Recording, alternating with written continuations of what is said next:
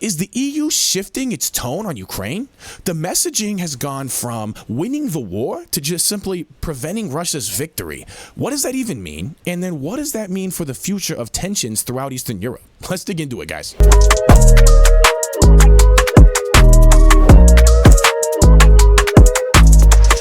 Yo, welcome back, guys. Glad to have you. Yo, let me know what you guys think about the EU shifting its tone on this whole Russia-Ukraine war.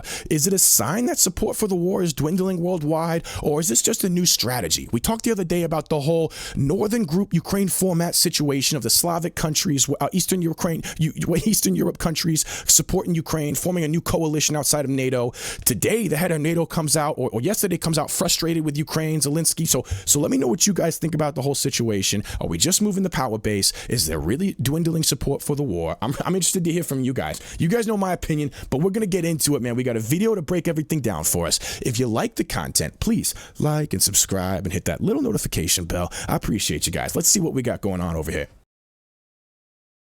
Ukraine and Russia are reportedly open to engaging in peace negotiations. This perspective comes from Kate Kellogg, who has been nominated as a U.S. Special Envoy for Ukraine and Russia. Kellogg also noted that the current situation on the battlefield has developed into a war of attrition. According to him, the ratio of losses between Kyiv and Moscow is approximately 1-5. I think both sides are ready. Think of a cage fight. You've got two fighters and both want to tap out.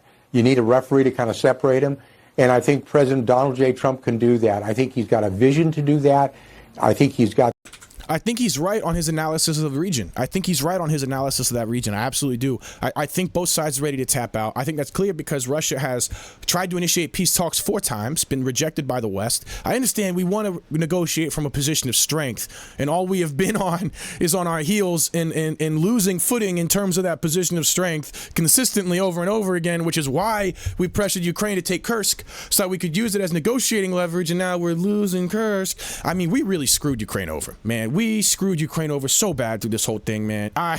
Talk about a bad friend, right? The West. Jeez. Got the energy to do that, and I think he's actually got both sides are willing to get together eventually and talk. Ukrainian President Volodymyr Zelensky confirmed that Kellogg plans to visit Kyiv in early 2025. According to Reuters, the U.S. envoy also intends to visit Paris and Rome to discuss potential pathways to ending the war and to gather information for the next U.S. administration. Notably, Moscow is absent from Kellogg's itinerary. Meanwhile, EU's chief diplomat Kaja Kallas emphasized that Western countries must stop pushing Ukraine to consider peace talks with Russia. She also stated separately that there are no visible reasons to believe that Moscow is willing to engage in negotiations.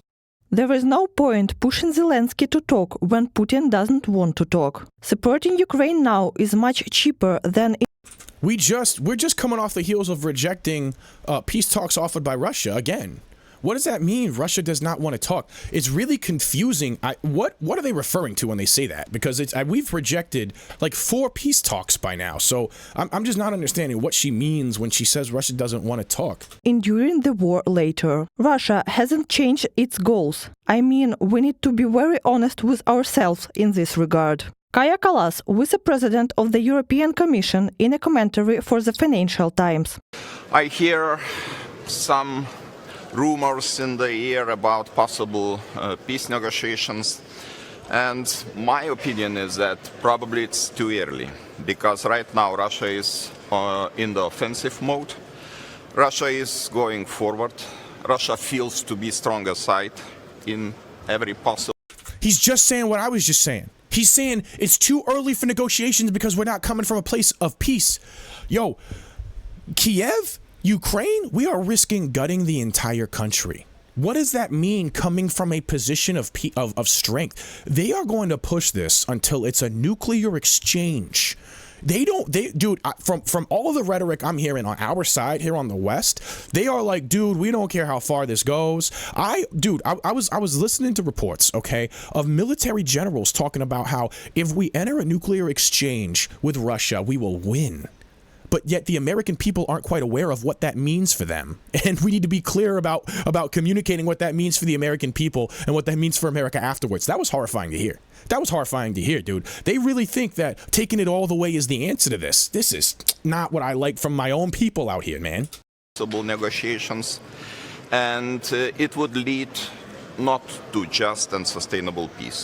According to Reuters, European leaders are primarily focused on increasing military and economic aid to Ukraine. While there are no signs that Putin is ready for negotiations, some EU countries are also discussing the potential deployment of peacekeepers to Ukraine. France initiated this idea, joined by the UK, Italy, Sweden and Germany. German Defense Minister Boris Pistorius stated that Berlin would consider joining a peacekeeping mission, but only if Moscow agrees.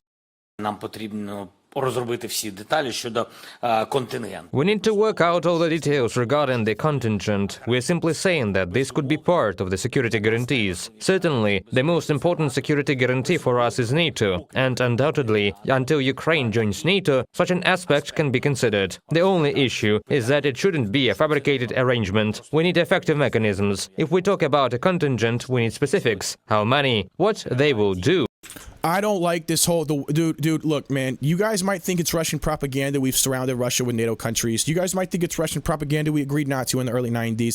I don't. I've seen a lot from high-ranking officials. I've seen a lot from people that were there that no, that's what actually happened, man. And a lot of this, like, oh, it's not true regarding the treaties, regarding the agreements. I don't believe that. I think that's Western propaganda, dude. Maybe I'm wrong. I'm willing to be wrong, but dude, it is horrifying when I hear over and over and over again that Russia has asked for peace talks and we've rejected them. And then now to hear all these people saying we can't have peace talks until Russia's ready to talk peace. What does that mean?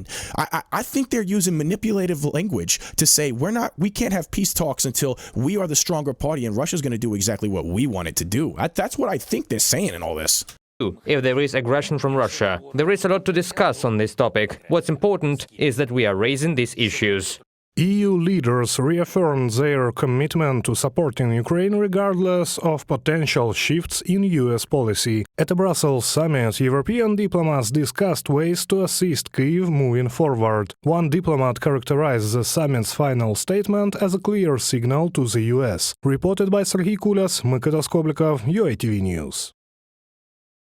Yo, man, real quick, let me go ahead and pull this up because I swear, man, we rejected their treaties like 4 times. Let me pull this up real quick. Yo, I was right. Look at this, man. They rejected the peace talks because Russia wanted to keep the Crimean oil fields, man. You could have renegotiated in the first place, kept the Crimean oil fields, kept some sort of treaty in place, and not had to deal with all this, man. But the West, us, we have agendas that have nothing to do with Ukraine, but have to do with suppressing Russia's influence economically on the geopolitical stage. And so we forced Ukraine to do this. We forced them to reject multiple peace talks because we quote unquote want them to come from a position of strength because they're our proxy in the region. We don't care about Ukraine. Yo, we're hurting the Ukrainian people, man. This whole situation is not us being empathetic and caring about the Ukrainian people, man. It's wrong, dude. What we're doing is wrong, bro. And I think the world is starting to realize it. And I think they're starting to realize that they don't have a lot of support for this. And they're losing their soft power. And so the EU is now shifting its tone. This is crazy. Listen to this, because they had a whole system in place. They'd written a referendum on this already, right? And then they actually changed the wording as they are now less sure of themselves on the world stage. This is wild. EU shifts tone on Ukraine from winning the war to preventing Russia's victory. Ukraine was the main topic of discussion at the year's final European Council summit on Thursday, December 19th. EU leaders agreed to continue the arming of Ukraine, but no longer to win the war, but rather to ensure Zelensky's government is in the strongest possible position when the time comes for peace talks with Russia. See, guys, there are proxy in the region. What Ukraine gets is actually what we get, right? And so we don't care if there is a Ukraine left. We don't care if we got to limp Ukraine across the finish line wearing its skin as a suit, pretending to be Ukraine ourselves. We don't care, as long as, see, that we aren't fighting for Ukraine's sovereignty. We're not fighting for Ukrainian national interests. We are fighting to suppress Russia's ability to make money in the region and promote its own economy because we are upset that they rejected our influence post-Soviet Union, and we want to come in with our corporate partners and grab up all of those natural resources for ourselves. That's my full opinion, guys. All right, that's not Russian propaganda. That's me reading up on what happened during the Soviet Union with Lenin and how I feel like Lenin was a globalist, and I feel like the Bolshevik Revolution in Russia was a globalist revolution. I feel like the Soviet Union was globalists and the globalist elite putting their boot on Russian necks, right? And I think it was a good thing because they were actually using the Soviet Union to gut Russia. So it's a good thing we got rid of it. But we wanted to replace the Soviet Union with our own oligarchs, with our own super elite billionaires, right? And so we ended up pushing Russia into becoming a mafia country. After they became a mafia country, they ended up having enough of a national identity to realize they didn't want to sell out their national resources to us. And so now they're kind of similar. They don't have the same relationship we do. Their government has a similar structure to the CCP, right? It's a mafia government, right? And dude, they don't want us to gut their country. I'm against mafia governments. I don't think it's good. I think it's terrible for the people. A little bit better than the Soviet Union for the people. A little bit better, actually. They have a better quality of life. And because the government is a mafia government, they're less involved with the people and more involved with their corporate partners. So they leave the people alone a little bit more than they did during the Soviet. So that's good. All that stuff is good. But at the end of the day, dude, come on, man. Let Russia be their own thing, dude. Yeah, we've punished them enough for the Soviet Union, all right? And honestly, I don't think the Soviet Union represented their national identity anyway. I think that represented globalism and globalism trying to figure out a way to put their boot on Russia's neck, right? Just in a similar way to how Mao I feel like Mao was given China, all right? But that's a whole nother conversation, guys. All right. I think that there's a whole nother path we can take with Russia and this whole thing. I don't think that letting these factions fight each other like this is going to help at the end of the day anyway, man. But yo, we got progress, man. In the final resolution adopted at the end of the summit, the Council reconfirms the EU's unwavering commitment to providing further financial and military support to Ukraine for as long as it takes, reaffirms its support for a comprehensive and lasting peace based on international law, and maintains that no initiative regarding peace in Ukraine shall be taken without Ukraine. Right. Okay. What they mean with taken without Ukraine is negotiated without Ukraine being the stronger party. That's what they mean, right? Because Ukraine represents Western influence, and we're not willing to just be like, hey, you're fighting us, because then now we're violating. One crucial formula at the end of the first paragraph, however, was changed at the last minute, as opposed to the Council's briefing before the summit, which boldly states that Ukraine must win. The resolution uses slightly more vague language saying Russia must not prevail. Pressed by journalists, a Council official later said the initial language on the website was a mistake and will be rectified shortly. However, the contradiction between what Brussels and member states believe to be the end of the war was made apparent during the post-summit press conference as well. So they're shifting their tone, they're pulling back. I think it's a good thing. Yo, new NATO chief blasts ungrateful Zelensky. NATO Chief Secretary Mark Rutte, while a globalist, brings personality to the job and has not succumbed to extreme Trump derangement syndrome. He's also willing to state his mind about the once untouchable Ukrainian President Volodymyr Zelensky. Rutte has come out and said he considers the harsh criticism of German Chancellor Olaf Scholz by Zelensky to be unjustified. So there's tension. Germany does not want to give them cruise missiles. Ukraine is like, F you guys, we want to bomb Russia. I'm sure that's because they're being pressed by us. I fully believe that's usually what happens with these things. But yeah, man, yo, it's great. It's good to see. It's good to see things de-escalating. I'm not. This whole thing with whenever I hear Ukraine has to come from a position of power, we're not going to let Russia step on Ukraine. What I am hearing is Ukraine is our proxy, and we will let Ukraine be crushed and gutted if that means that we are going to suppress Russia through it. Right. And I think that in part they're trying to use this to say, hey, Russia's engaging in war crimes. Right. Like if they can get Russia to do something crazy, they can now use that on the international stage. There are all types of manipulation going on, man. All types. Russia's no good guy in this. They're a mafia state, dude. I'm not a fan of Russia, dude. Like, and all this propaganda where they're like, hey, anyone who's against the liberal shift. And dude, there's nothing wrong with liberalism. All right. It's an authoritarian shift that's going on in this country right now. All right, dude. I certainly would not want to live in a country that does not identify with the values of liberalism, guys. Yo, there's a difference between classical liberalism and neoliberalism that is very important, man. Neoliberalism has stolen the liberal identity. All right, and it's not okay. It's not okay, guys. All right, we are liberals in this country. Conservatives are the real liberals. Conservatives are the real liberals, guys. I know that sounds weird to hear, all right, but don't redefine conservatism by accepting this moniker of anti-liberal stuff, man. We are the liberals. The neoliberals are authoritarians who have tried to redefine themselves as the new liberal, all right? That's why it's called the New World Order.